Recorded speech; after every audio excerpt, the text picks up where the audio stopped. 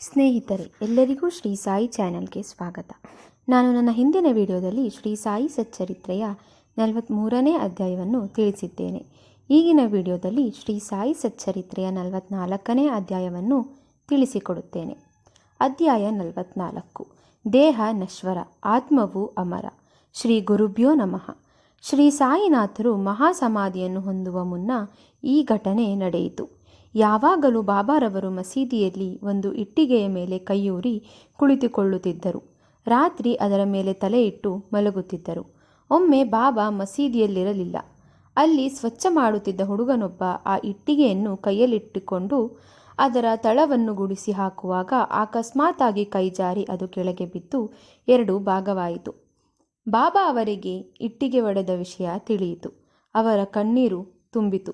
ಇದೇ ನನ್ನ ಜೀವನದ ಸಂಗಾತಿಯಾಗಿತ್ತು, ಅದರೊಂದಿಗೆ ನಾನು ತಲ್ಲೀನನಾಗುತ್ತಿದ್ದೆ ಎಂದು ದುಃಖಿಸಿದರು. ಒಂದು ಜಡ ವಸ್ತುವಿನೊಡನೆ ಇಷ್ಟು ಮಮತೆಯೇ ಎನಿಸಬಹುದು. ಸಂತರ ಸಂಗತಿ ಹೀಗೆಯೇ ವಿಚಿತ್ರವಾಗಿ ತೋರುತ್ತದೆ. ಹಿಂದೆ 1889ರ ಮಾರ್ಗಶಿರ ಹುಣ್ಣಿಮೆಯ ದಿನ ಬಾಬಾ ತಮ್ಮ ಪ್ರಾಣವನ್ನು ದೇಹದಿಂದ ಹೊರಗೆ ಕೊಂಡೊಯ್ದಿದ್ದರು. ಭಗತ್ ಮಾಳಸಾಪತಿಯವರಿಗೆ 3 ದಿನ ತಮ್ಮ ದೇಹವನ್ನು ಕಾಯುವಂತೆ ಸೂಚಿಸಿದ್ದರು. ಬಾಬಾ ಅವರನ್ನು ತಮ್ಮ ತೊಡೆಯ ಮೇಲಿರಿಸಿಕೊಂಡು ಭಗತರು 3 ದಿನ ಕಾಯ್ದರು. ಬೆಳಗಿನ ಜಾವ 3ನೆಯ ದಿನ ಬಾಬಾ ಕಣ್ತೆರೆದು ಮುಗುಳ್ನಕ್ಕರು. ನಮಗೆ ಬಾಬಾ ಸಾರಿದ ಸಂದೇಶ ಇದು. ದೇಹ ನಶ್ವರ, ಆತ್ಮವು ಅಮರ. ಅದು ನಮ್ಮ ಇಂದ್ರಿಯಗಳನ್ನೆಲ್ಲ ನಿಯಂತ್ರಿಸುತ್ತದೆ. ಇದು ವಿಶ್ವದ ಎಲ್ಲ ಚರಾಚರ ವಸ್ತುಗಳಲ್ಲಿಯೂ ತುಂಬಿದೆ. ಬಾಬಾ ಅವರು ನಿತ್ಯರು. ಅವರಿಗೆ ಮರಣವಿಲ್ಲ. ದೇಹ ಮರಣ ಕೇವಲ ಬಾಹ್ಯರೂಪದ್ದು. ಈ ರಹಸ್ಯವು ಬಾಬಾ ಅವರನ್ನು ಮನಃಪೂರ್ವಕವಾಗಿ ಪ್ರೀತಿಸುವ ಭಕ್ತರಿಗೆ ಇಂದಿಗೂ ಅರಿವಾಗುತ್ತಿದೆ. ಇದು ಬಾಬಾ ಅವರ ಅಮೃತಶಿಲೆಯ ದಿವ್ಯ ವಿಗ್ರಹವನ್ನು ಸಮಾಧಿಯ ಮೇಲೆ ನಾವು ಕಾಣಬಹುದು. ಜೀವಂತವಾಗಿ ತೋರುವ ಆಕರ್ಷಕ ಶಕ್ತಿ ಹೊಂದಿದೆ. ಇದಕ್ಕೂ ಮುಂಚೆ ಬಾಬಾ ಅವರ ಚಿತ್ರಪಟ ಈ ಜಾಗದಲ್ಲಿತ್ತು.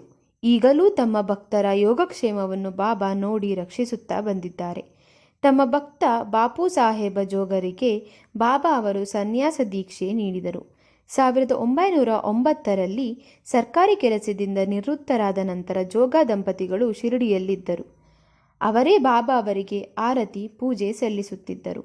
ಆಗ ಒಂದು ದಿನ ಜೋಗರು, ಬಾಬಾ, ಬಹುಕಾಲ ನಿಮ್ಮ ಸೇವೆ ಮಾಡಿರುವೆ, ನೀವು ಯಾವಾಗ ನನ್ನನ್ನು ಅನುಗ್ರಹಿಸುವಿರಿ ಎಂದು ಕೇಳಿದರು.